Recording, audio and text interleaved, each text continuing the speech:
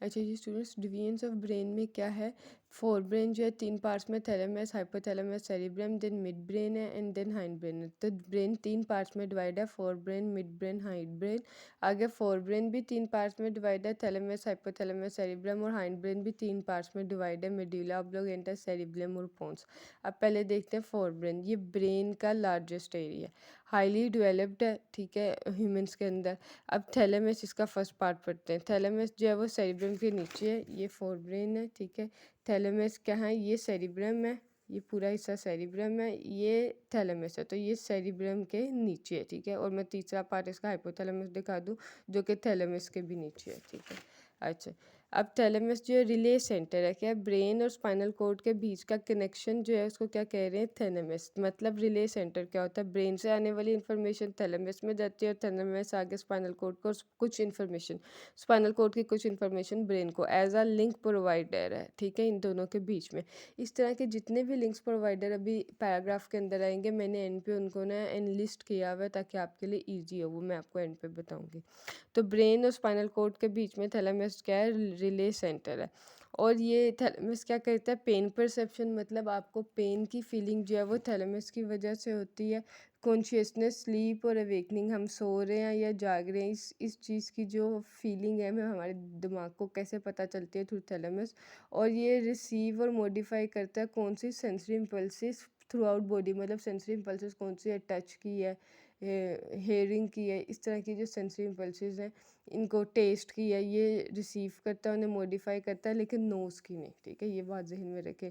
Nose से नहीं आती, बाकी आती हैं। फोर ब्रेन का अगर थैलेमस वाला पार्ट सिर्फ देख लें तो थैलेमस में ब्रेन और स्पाइनल कॉर्ड के बीच में रिले सेंटर है, पेन परसेप्शन, कॉन्शियसनेस, और सिर्फ सेंसरी इम्पल्सिस नोज से नहीं आती, बाकी आती हैं, सेंसरी इम्पल्सिस नोज से नहीं आती।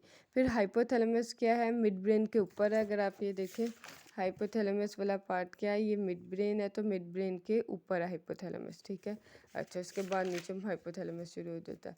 अच्छा, साइज़ ऑफ एलिमेंट, बादाम के साइज़ का है हाइपोथैलेमस, ठीक है।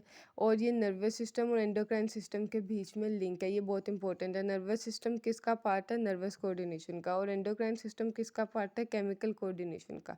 तो केमिकल कोऑर्डिनेशन और नर्वस कोऑर्डिनेशन के बीच में कौन सा लिंक है, हाइपोथैलेमस। या नर्वस सिस्टम का कोऑर्डिनेटर, क्योंकि नर्वस सिस्टम में ब्रेन और स्पाइनल कोर्ड कोऑर्डिनेटर होते हैं। और एंडोक्राइन सिस्टम में क्या होता है, एंडोक्राइन या केमिकल कोऑर्डिनेशन में कौन सा कोऑर्डिनेटर होता है, एंडोक्राइन ग्लैंड। तो इन दोनों के कोऑर्डिनेटर के बीच में लिंक कौन सा है, हाइपोथैलेमस है। ये पिट्यूटरी ग्लैंड की सिक्रीशंस को कंट्रोल करता है, वो एक अलहदा ग्लैंड है, आप अभी आगे डिटेल में पढ़ेंगे जब केमिकल कोऑर्डिनेशन, तो आपको पता चल जाएगा कि एंडोक्राइन ग्लैंड क्या और पिट्यूटरी ग्लैंड क्या। और ये कौन सी फीलिंग्स को कंट्रोल करता है, रेज मतलब गुस्सा, पेन, प्लेयर खुशी, और सोरो दुख। अच्छा, एक चीज़ ज़हन में रखें कि ब्रेन में हमारी हमारी क्योंकि फीलिंग्स बहुत ज़्यादा होती है, ऐसा नहीं है कि हमें पेन जो है वो, अगर पेन बहुत ज़्यादा है तो सिर्फ वो थैलेमस ही कंट्रोल कर रहा है, उसकी परसेप्शन हाइपोथैलेमस भी दे रहा है, ठीक है। तो ये जहन में रखें कि डिफरेंट ब्रेन के पार्ट्स हैं जो सेम फीलिंग को कंट्रोल कर रहे होते हैं, उससे कंफ्यूज नहीं होना।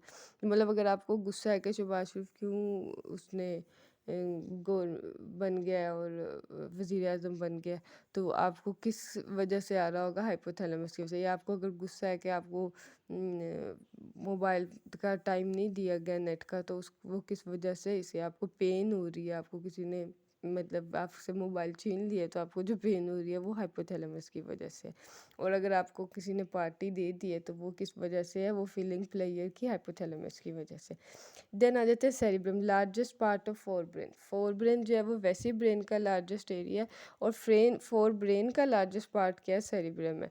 ये सोचना, थिंकिंग, चीज़ किस वजह से सेरिब्रम जो पाकिस्तान को बहुत कम करती है, लेकिन चले फिर भी थिंकिंग।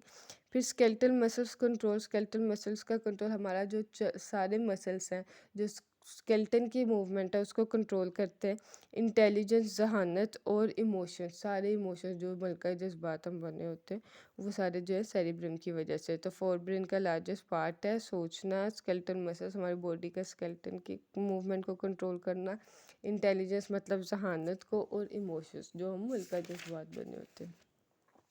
देन सेरिब्रम के दो हेमिस्फेयर्स हैं, ठीक है। अच्छा, उसमें क्या है कि ये जो दो हेमिस्फेयर्स हैं उनमें एक पार्ट में ओल्फैक्टरी बल्ब। ओल्फैक्टरी बल्ब क्या होता है, स्मेल जो है उसकी सेंसेशन आती है थ्रू ओल्फैक्टरी नर्व। तो आपके जहन में एक बात क्लियर हो जाएगी कि थैलेमस जो है वो नोज़ का नहीं कर रहा, लेकिन फोर ब्रेन का पार्ट सेरिब्रम जो है वो नोज़ का कर रहा है, स्मेल का कर रहा है, ठीक है। किससे, कहाँ से स्मेल की फीलिंग इम्पल्सिस जनरेट हो रही है, थ्रू ओल्फैक्टरी नर्व। जहन में रखे ओल्फैक्टरी का मतलब नोज़ से होता है रिलेट। अब जो सेरिब्रम है इसका जो पार्ट है, इसको लार्जेस्ट एरिया को हम कहते हैं सेरिब्रल कोर्टेक्स, ठीक है। ये वाले पार्ट को लार्जेस्ट इसका जो है उसको सेरिब्रल कोर्टेक्स कहते हैं। वो लार्ज है, उसका सरफेस एरिया बहुत ज़्यादा फोल्डेड होता है और चार लॉब्स में डिवाइड है। तो आप ये देखो, ये सरफेस एरिया फोल्ड हुआ हुआ है। ये जो ब्रेन की डायग्राम ऐसे होती है, तो सेरिब्रम के अंदर जो इसका पार्ट है ये ऐसे फोल्ड होके हमारी खोपड़ी में फिट हुआ हुआ है। अगर ये फोल्ड ना हो तो ये खोपड़ी में फिट ना हो, सिंपल वर्ड्स में। तो ये जो सेरिब्रम की जो लार्जेस्ट एरिया है ये लोब्स में डिवाइडेड है और ऐसे फोल्ड हुआ हुआ है। और ये इसके लोब्स है, फ्रंटल, प्राइटल, ओसिपिटल और टेम्पोरल लोब्स, ठीक है। 4 लोब्स में डिवाइड है। और ये जो अपर लेयर्स ऑफ हेमिस्फेयर है, सेरिब्रल कॉर्टेक्स की जो अपर लेयर है हेमिस्फेयर की, ये ग्रे मैटर है। इस ये बना हुआ है cell bodies plus non myelinated axons, और एक है वाइट मैटर जो कि माइलिनेटेड एक्सोन्स और बिनिथ ग्रे मैटर है ये। अच्छा, अब मैं इस चीज़ को पहले थोड़ा सा एक्सप्लेन कर दूं, फिर हम लोब्स पे जाएंगे। होता क्या है कि सेरिब्रल कॉर्टेक्स जो है वो सेरिब्रल हेमिस्फेयर का जो अपर लेयर है ना उसको हम सेरिब्रल कॉर्टेक्स कहते हैं। सिंपल मैं आपको पहले से बात करता हूँ। ब्रेन ये सेरिब्रम है, इसको अगर आप दो हिस्सों में डिवाइड कर देना तो ये उसकी हेमिस्फेयर्स है। एक ये हेमिस्फेयर है, एक ये हेमिस्फेयर है। सेरिब्रम को दो पार्ट्स में डिवाइड कर दें तो ये उसकी हेमिस्फेयर्स है। और ये मैं आपको, आप एफएससी में जाके पढ़ोगे, लेकिन चलो मैं आपको बता देती हूँ कि अगर ये ऐसे है ना, तो सपोज ये वाला हिस्सा मेरा इस टाइम बन रहा है लेफ़्ट और ये वाला हिस्सा राइट। आपका जो भी बन रहा हो, मतलब ये राइट है ये लेफ़्ट है, अगर दूसरी साइड से देखेंगे तो उल्टा हो जाएगा। लेकिन ये वाला हिस्सा मेरी उल्टी साइड की बॉडी को कंट्रोल करेगा, अपने से नीचे वाली को नहीं। मतलब अगर ये राइट है ना तो ये लेफ़्ट साइड की बॉडी को कंट्रोल करेगा, और ये लेफ़्ट हेमिस्फेयर राइट साइड की बॉडी को कंट्रोल करेगा। ये अगर सेरिब्रम को आप दो हिस्सों में डिवाइड करते हैं तो ये उसका हेमिस्फेयर।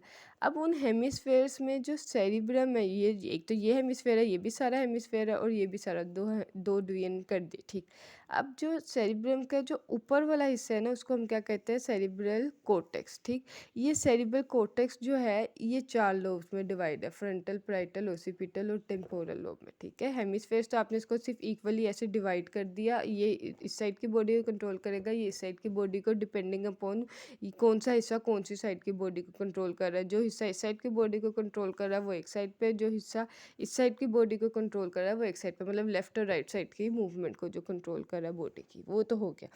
अब उसके बाद जो इसका ऊपर से लेयर्स है ना ये फोल्डेड हुई हैं लोब्स में, और वो हम चार लोब्स कहते हैं, जिसकी वजह से हमारी ब्रेन की डायग्राम ऐसे बनती है। और ये खोपड़ी में फिट होने की वजह से, क्योंकि इसका अगर इसको खोल देंगे तो इसका सरफेस एरिया बहुत भरा है, ठीक है। अच्छा, अब ये जो सेरिब्रल कोर्टेक्स है ये चार लोब्स में डिवाइड है। फिर जो नेक्स्ट बात है कि जो ऊपर वाला हिस्सा है ना उसे ग्रे मैटर कहते हैं, और नीचे वाले हिस्से को वाइट मैटर। अब वो क्यों कहते हैं, अब ये बात जहन में रखने, क्योंकि आगे स्पाइनल कॉर्ड में भी आपने पढ़ना है। सेल बॉडीज और एक्सोन्स जो कि नॉन माइलिनेटेड है वो ग्रे मैटर का पार्ट है, और माइलिनेटेड एक्सोन्स जो कि वाइट मैटर का पार्ट है। अब मैं आपको एक्सोन्स में वाले उसमें अगर टॉपिक में लेके जाऊँ तो आपको समझ जाएगी कि ये सेल बॉडी से अगर कितनी ज़्यादा सेल बॉडी से क्यूमुलेट हुई हो। और ये एक्सोन्स थे, आपको याद हो, एक्सोन्स के इर्द गिर्द स्क्वायर सेल होते हैं जो कि एक फैटी लेयर क्रिएट करते थे जिसे माइलिन शीट कहते थे। एक्सोन्स का एक सिंपल न्यूरॉन है, इसमें ये सेल बॉडी है, और ये एक्सोन के इर्द गिर्द स्क्वायर सेल हैं फॉर इट्स प्रोटेक्शन, और वो एक फैटी लेयर क्रिएट करते हैं जिसे माइलिन शीट कहते हैं हम, ठीक है। येलो वाली जो नज़र आ रही है, तो वो एक्सोन्स जो कि माइलिनेटेड हैं और काफ़ी ज़्यादा सेल बॉडीज मिलके बनाएंगी ग्रे मैटर। इस तरह की कई सेल बॉडीज मिला लूँ और सात एक्सोन्स जो कि माइलिनेटेड नॉन माइलिनेटेड है, सॉरी, सेल बॉडीज और जो कि नॉन माइलिनेटेड एक्सोन्स है, ये अगर मिला लूँ तो बन जाता है मेरा ग्रे मैटर। और वाइट मैटर क्या है, माइलिनेटेड एक्सोन्स। सिर्फ सेल बॉडीज नहीं, वो सारे एक्सोन्स जो कि माइलिनेटेड हैं वो क्या बनाते हैं, वो बनाते हैं वाइट मैटर, ठीक है। तो अब इस चीज़ को जहन में रखें, ये ग्रे मैटर और वाइट मैटर है, क्योंकि ये आप देखिए ब्रेन में सारी नर्व्स ही हैं ना, तो ये जो नर्व्स हैं उनमें जो उनकी सेल बॉडीज़ इकट्ठी हुई होंगी और जो नॉन माइलिनेटेड एक्सोन्स और उनकी सेल बॉडीज़ इकट्ठी हुई होंगी उसको हम ग्रे मैटर कह रहे हैं, और जो एक्सोन्स माइलिनेटेड है वो एक जगह पे इकट्ठे हुए होंगे उसको हम क्या कह रहे हैं, वाइट मैटर।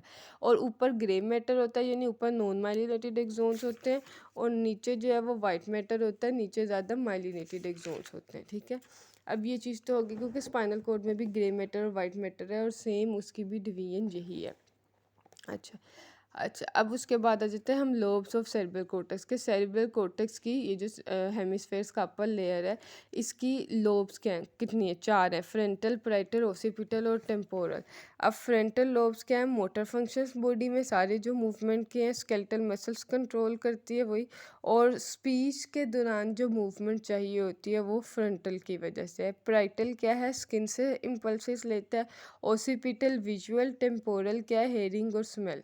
हेयरिंग सुनना और सूंघना, ये जो है टेम्पोरल की वजह से। विजुअल ब्रेन के हमेशा एंड की साइड पे बनता है, जितना भी आपका विजुअल पार्ट है ना वो ब्रेन के एंड पे, ये ओसिपिटल है। विजुअल पैराइटल जो है वो स्किन से इम्पल्सेस लेता है, टेम्पोरल हेयरिंग और स्मेल, और फ्रंटल क्या है, स्केलेटल मसल, स्पीच मूवमेंट और मोटर मूवमेंट जो है, मोटर कंट्रोल, वो सारा क्या है फ्रंटल में आ जाता है, ठीक है।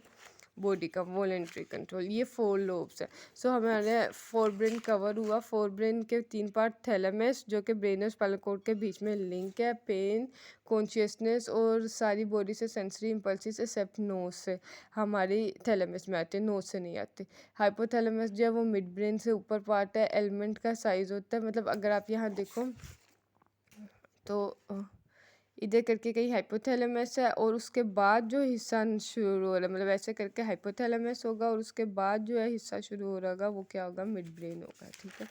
अच्छा, तो ये नर्वस सिस्टम और एंडोक्राइन सिस्टम के बीच में लिंक है, और पिट्यूटरी ग्लैंड की स्क्रीशंस को कंट्रोल करता है। नर्वस कोऑर्डिनेशन, केमिकल कोऑर्डिनेशन के बीच में लिंक है, पिट्यूटरी ग्लैंड की स्क्रीशंस को कंट्रोल करता है, और हमारी फीलिंग्स, गुस्सा, पेन, खुशी और दुख, इन सबको कंट्रोल करता है। सेरिब्रम जो है वो फोरब्रेन का लार्जेस्ट पार्ट है। ये थिंकिंग, इंटेलिजेंस, जो सबसे कॉम्प्लिकेटेड काम है जिसकी वजह से हमें समझ नहीं आती कि इंसान की सोच जो है वो बहुत ज़्यादा है, वो किस वजह से है, वो क्योंकि सेरिब्रम जो है वो बहुत कॉम्प्लेक्स है। तो थिंकिंग, स्केलेटल मसल्स के मूवमेंट कंट्रोल, इंटेलिजेंस, इमोशंस, ये सब किसके, सेरिब्रम के।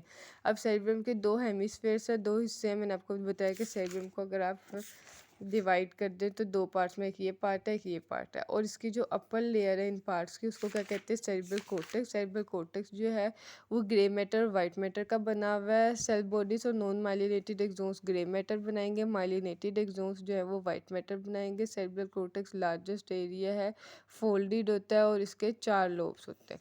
अब जो लोब्स ऑफ सेरिब्रल कॉर्टेक्स है वो क्या है, फ्रंटल लोब है, पैराइटल है, ओसिपिटल है और टेम्पोरल है। टेम्पोरल हेयरिंग और स्मेल के लिए, ओसिपिटल विजुअल के लिए, पैराइटल जो है वो स्किन से इम्पल्सेस के लिए, और frontal motor function, skeletal muscle और स्पीच मूवमेंट के लिए। अब इसके आ जाते हैं बाकी पार्ट में। मिड ब्रेन, ब्रेन के बाकी पार्ट में मिड ब्रेन जो है वो फोर ब्रेन और हाइंड ब्रेन के बीच के दरमियान लिंक है, या रिले सेंटर आप कह सकते हो।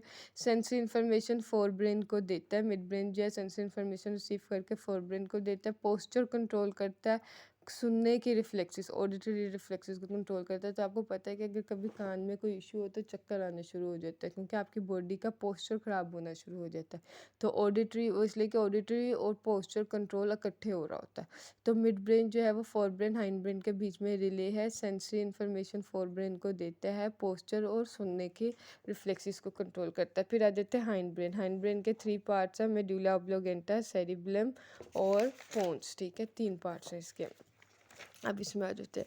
मेडुला ऑब्लोगेंटा क्या है, तो स्पाइनल कॉर्ड के ऊपर होता है, इसके नीचे स्पाइनल कॉर्ड शुरू हो जाता है। तो अगर आपको मैं यहाँ डायग्राम में दिखाऊं तो ये क्या है, पोन्स है, ये मेडुला ऑब्लोगेंटा है, नीचे स्पाइनल कॉर्ड जा रहा है, यहाँ से स्पाइनल कॉर्ड शुरू हो रहा है, मेडुला ऑब्लोगेंटा कहाँ जा रहा है, स्पाइनल कॉर्ड आगे कंटिन्यू कर रहा है, और ये पोन्स है, और ये सेरिबेलम है, ये वाला पार्ट सेरिबेलम है।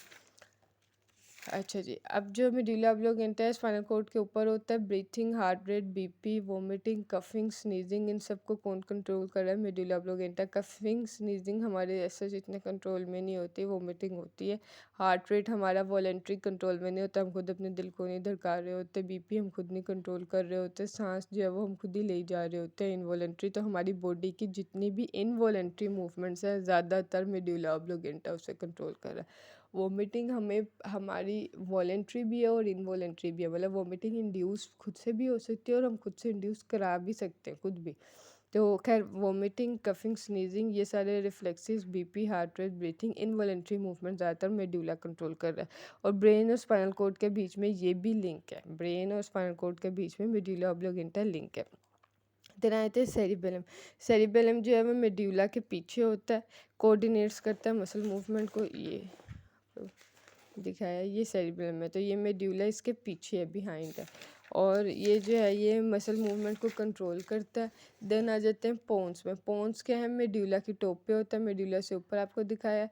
ये ब्रीथिंग वगैरह को कंट्रोल करता है, मेड्यूला भी करता है, तो ये मेड्यूला की मदद करता है किसको? ब्रीथिंग कंट्रोल करने में, सांस के प्रोसेस को। पोन्स जो है वो लिंक है सेरिबेलम और स्पाइनल कॉर्ड के बीच में, ये जहन में रख लें।